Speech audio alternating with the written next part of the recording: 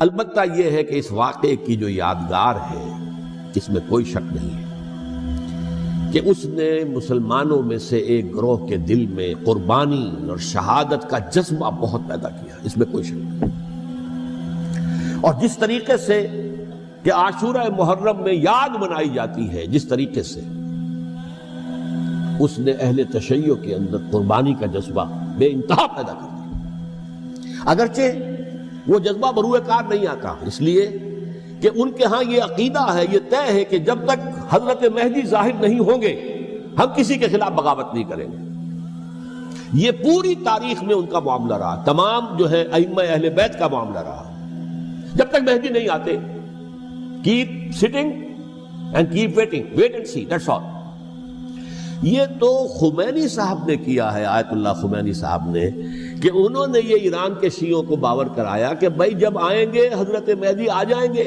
لیکن ہم اب ہاتھ پر ہاتھ رکھ کر بیٹھے رہیں، باطل کو چیلنج بھی نہ کریں، ہمیں کچھ تو کرنا چاہیے، وہ ہاتھ پاؤں ہلانے چاہیے، اور کچھ نہیں تو مہدی کا راستہ جو ہے صاف کرنا چاہیے، تمہید کرنی چاہیے، ان کے راستہ ہموار کیا جائے۔ تو یہ ان کی بڑی عظمت ہے آیت اللہ خمینی صاحب کی کہ اہل تشیع ایران کے جو ہے ان سے انہوں نے یہ بات منوا لی کہ ہم بالکل انرٹ نہیں بیٹھے رہیں گے، بلکہ اب انہیں نائب امام قرار دے کر اور ولایت فقیہ کے فلسفے کے حوالے سے، یہ دو چیزیں ان کی جو ہیں بنیادی فلسفے کی ہیں، وہ اس وقت میرا موضوع نہیں ہے، انہوں نے عوام کو ایسا کھڑا کیا ہے کہ 20,000 سے لے کر 30,000 کے درمیان انسانوں نے جانیں دی، عورتوں کے جلوس نکلے، شیرخوار بچہ گود میں ہے عورت کے اور گولی کھا رہی ہے، مر رہی ہے، گر رہی ہے۔ آپ سوچئے زندگی کتنی عزیز ہوتی ہے، اور شیرخوار بچے کے لیے ماں کی جو زندگی ہے، اس ماں کو اپنی زندگی کتنی عزیز تر ہوگی کہ اپنے لیے نہیں تو اس بچے کے لیے مجھے جینا ہے، لیکن نہیں، گولیاں کھائیں تو گری۔ یہ جذبہ انہی میں ہے۔ واقعہ یہ ہے کہ اہل سنت کے اندر یہ جذبہ نہ ہونے کے برابر ہے، یہ میں واشگاف الفاظ میں کہہ رہا ہوں۔ پورے عالم اسلام میں صرف شیعہ ایران ایسا نکلا ہے کہ جس نے بادشاہت کا خاتمہ کیا، باقی سعودی عرب میں بادشاہت بیٹھی ہوئی ہے، ڈٹ کر بیٹھی ہوئی،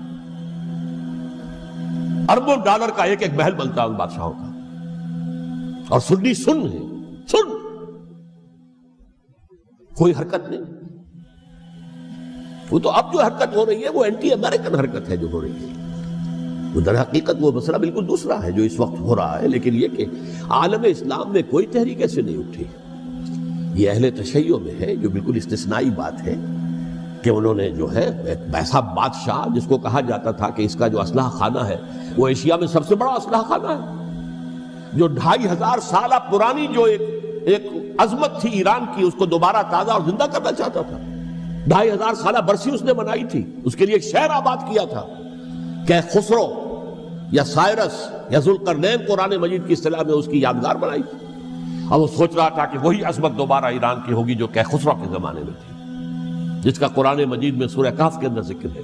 مشرقی فتوحات، مغربی فتوحات، شمالی فتوحات۔ تو وہ بادشاہ ہے اس کو بھاگنا پڑا ہوا قربانی کی وجہ سے۔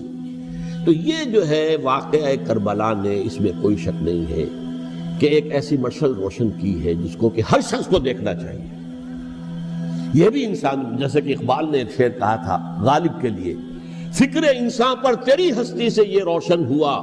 ہے، پرے مرغ تخیل کی رسائی تاک ہو جا۔ تو فکر انسان پر حضرت حسین کی قربانی سے یہ واضح ہوا ہے کہ انسان کس حد تک جا سکتا ہے قربانی دینے کے لیے اپنے کسی